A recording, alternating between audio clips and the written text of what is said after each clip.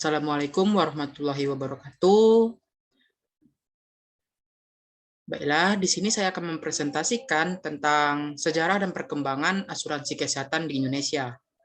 Saya sendiri yaitu Alan Febrian, NIM 2011-211023 dari kelas IKM A4 dengan dosen pengampu Ibu Ayulia Fadilasari, SKM MPH.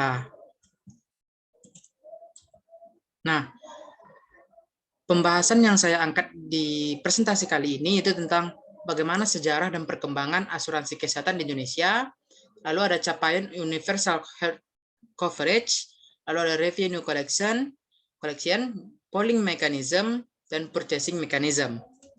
Nah, yang pertama itu tentang sejarah perkembangan dan sejarah perkembangan asuransi kesehatan Indonesia, lalu bagaimana capaian UHC di Indonesia dan HFF di Indonesia.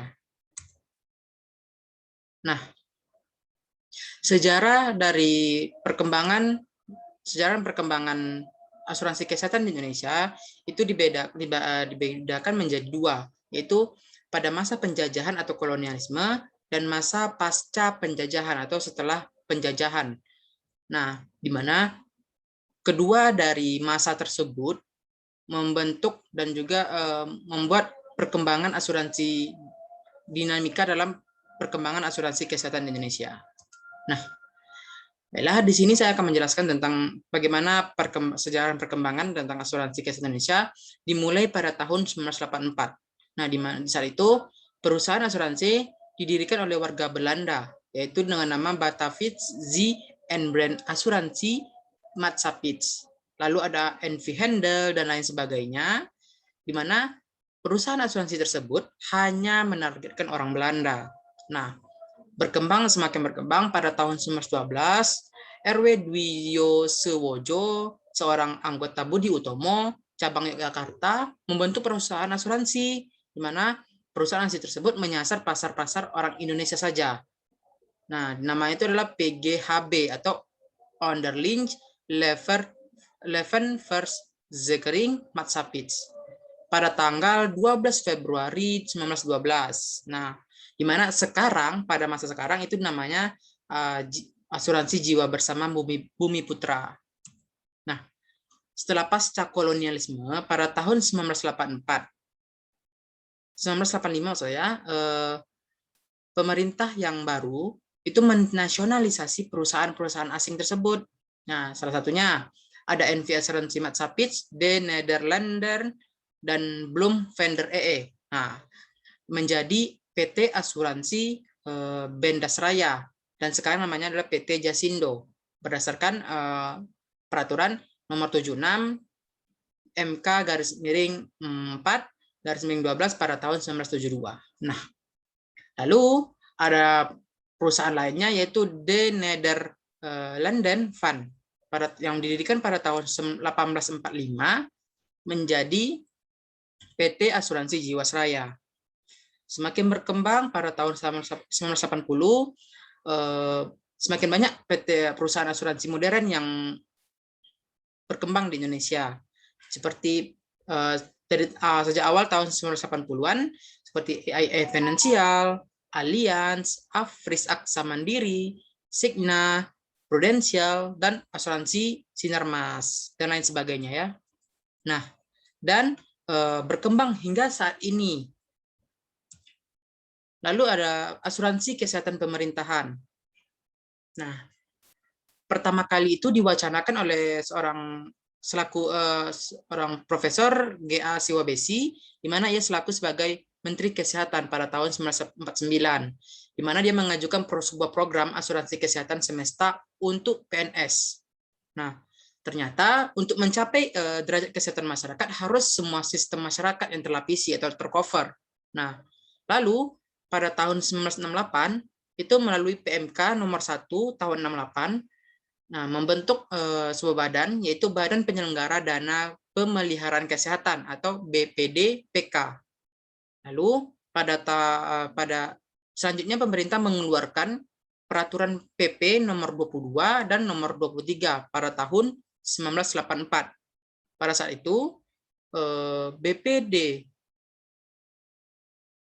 BPDPK berubah nama menjadi PHB atau Perum Husada Bakti.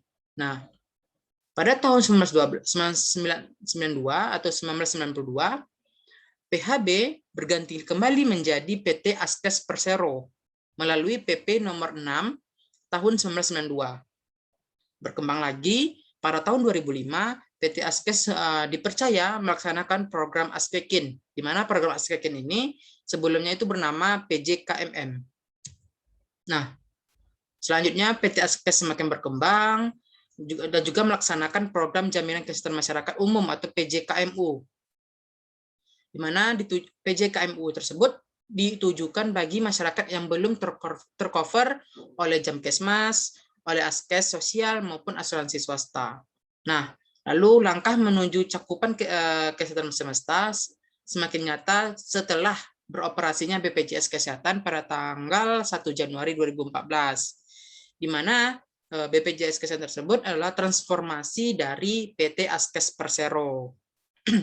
Nah, lalu Program Jaminan Kesehatan Nasional Kartu Indonesia Sehat atau JKN-KIS merupakan suatu program yang dijalankan oleh BPJS Kesehatan yang hadir di tengah masyarakat untuk memastikan bahwa seluruh penduduk Indonesia ini terlindungi oleh jaminan kesehatan yang komprehensif, adil, dan merata. Nah, lalu bagaimana capaian UHC atau Universal Health Coverage Indonesia?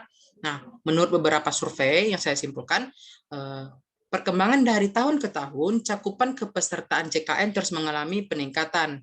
Total peserta program JKN-KIS per 1 Oktober 2020 telah mencapai 223,4 juta jiwa dengan komposisi kepesertaan itu JKN sekitar 43,3%, peserta PBI dan 16% peserta yang dibiayai oleh pemerintah daerah. Nah, serta sisanya itu sekitar 40,7% itu adalah peserta yang membayar iuran JKN. Nah, selanjutnya itu adalah tentang HFF di Indonesia. Yang pertama itu revenue collection. Nah, di Indonesia menerapkan revenue collection merupakan dana langsung dari masyarakat. Pengumpulan dana untuk sektor kesehatan berasal dari APBN dan APBD. Nah, pajak dan berbagai pendapatan yang dilakukan pemerintah, itu pusat maupun pemerintah daerah dianggarkan untuk sektor kesehatan.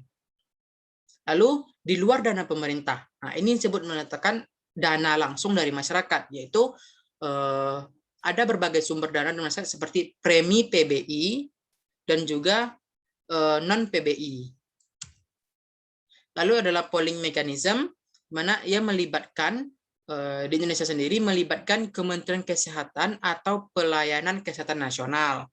Lalu ada organisasi jaminan sosial, asuransi kesehatan swasta sukarela, dan asuransi kesehatan berbasis masyarakat seperti apa? Jamkesda atau lainnya. Nah, lalu polling risk dilakukan oleh pemerintah pada APBD daerah dan APBN pusat. Oke, untuk pelayanan kesehatan. Lalu untuk purchasing mechanism, berdasarkan Undang-Undang SJSN telah merumuskan mekanisme pembayarannya berdasarkan dana kapitasi, budget, dan juga diagnosis. Sehingga tiga hal tersebut, pembayaran tersebut akan bergantung terhadap kebutuhan tiap wilayah. Setiap wilayah memiliki kebutuhan yang berbeda-beda. Nah, sekian dari presentasi saya.